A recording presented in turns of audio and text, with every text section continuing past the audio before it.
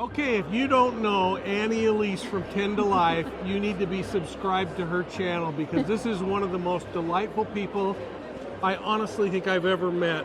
You're like my hype guy. I love you so much.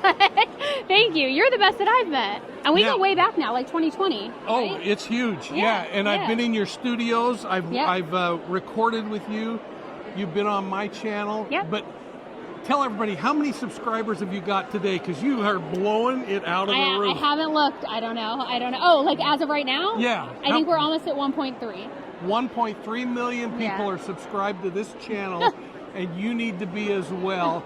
And I hope you'll go over and subscribe to her. Thank She's you also so going to much. be presenting today at CrimeCon. Okay, you're making me so in just nervous. a few minutes in front of thousands of people. Okay.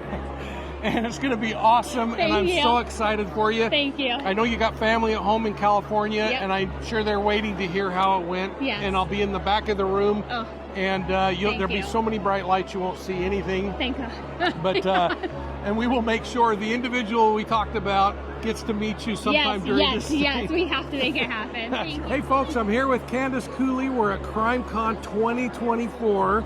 We got cool stuff happening on Sunday, but tell everybody what it's been like at your booth. And if you look straight through, you'll see Candace's booth here. And if you're here at CrimeCon, you gotta make sure you come over and check her out. So, check her out. Is that the right word? Well, you know, it happens from time to time. Yeah, there you go. So,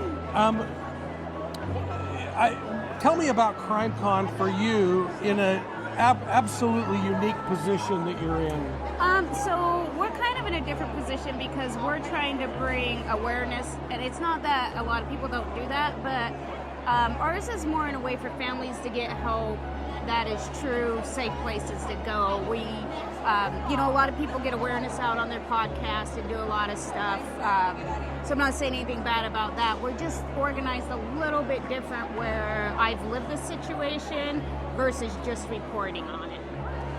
You know, we were talking a little earlier about the fact that at CrimeCon, you have this 6,000 plus people who they undoubtedly are a little uncomfortable even saying hi. They don't know whether that's the right thing or not, but they're doing it all for the right reasons. But how empowering is that to you to have people coming up, apologizing for your circumstance, but thanking you for... Yeah, you know, it's really empowering, and it shows us that there's a lot of people out there that are willing to help, that care, follow these cases, and a lot of cases do get cracked because people follow them and share them. A lot of people following Dylan still, a lot of people we've updated that, they weren't sure exactly what happened, just something big.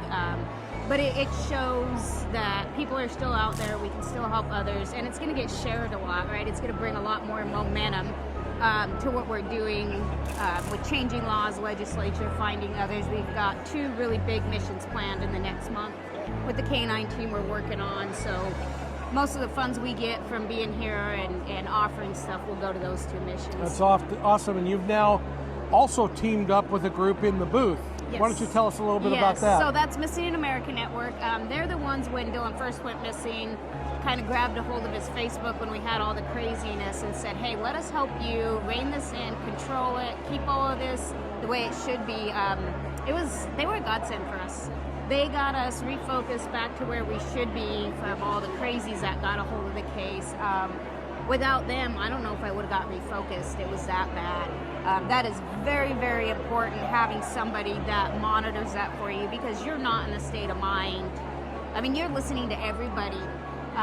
They did such a good job. There's probably thousands of tips I didn't see because they said, no, this is not something she needs to see. This is not something the family needs to see. This is so far off. They took all of that off my plate so I didn't have to deal with it. I 5 days in, and that first 5 days was pure hell with what we were getting. And they took that over and handled all of it for us. Wow. It's huge. Yep. Well, folks, make sure you're stopping by the booth and checking out both organizations. Spend a minute with Candace. I think you'll really enjoy the experience. Getting to know her has been a treat in my life. In fact, we're going to be talking about something pretty dang heavy on Sunday. We're going to be talking about putting people like Candace and her family ahead of programming and the responsibility we have in the true crime community to tell these stories, Yes. but not exploit people. Yes, exactly. Don't re-victimize the family. Yeah, so it'll be a lot of fun. I hope you'll be able to join us on that. And Candace, what is the biggest thing you want to accomplish while you're here now for the next couple of days? Just more access to other people, more awareness, getting out there what we want to do, making sure everybody knows we're a safe place to go.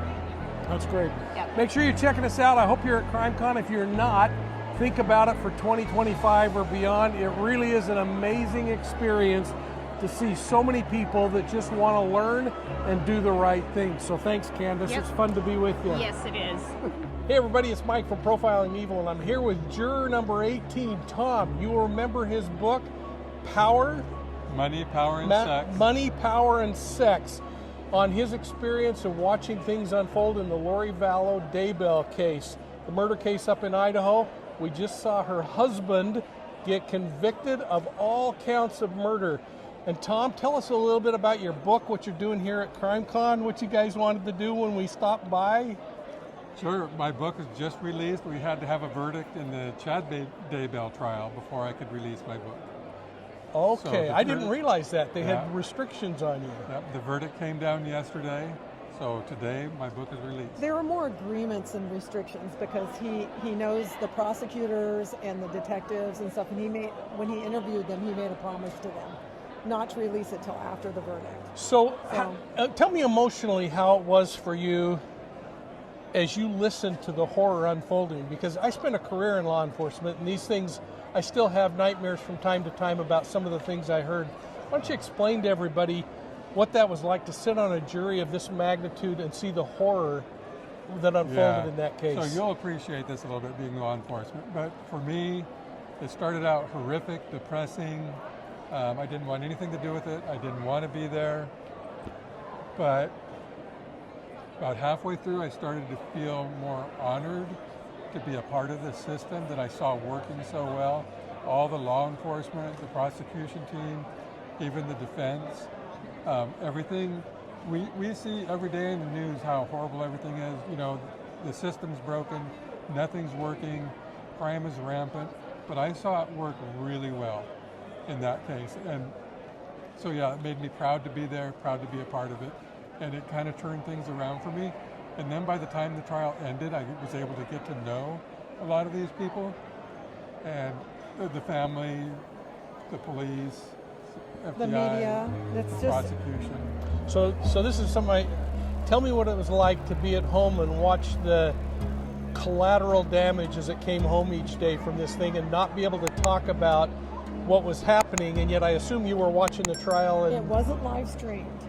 And so there wasn't even real audio unless a news station released little bits of the audio. So I was getting it in little bits and pieces, but I was getting it, so I knew who was on the stand. I knew what he was going through. Couldn't talk about it.